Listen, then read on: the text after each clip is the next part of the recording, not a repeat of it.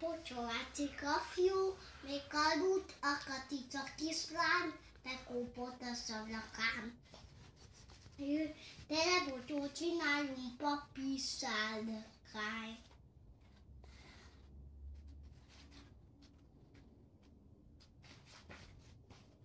Papuca lerásolta, hogy atya kívánta papírszálkányt. Az a színes alakúka feldíszítették, az a kötelrették a szálkányra.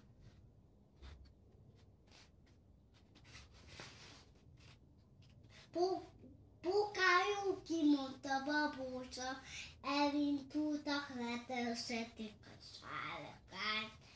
Uraltották fel, a papírszálkányt. Vissza van.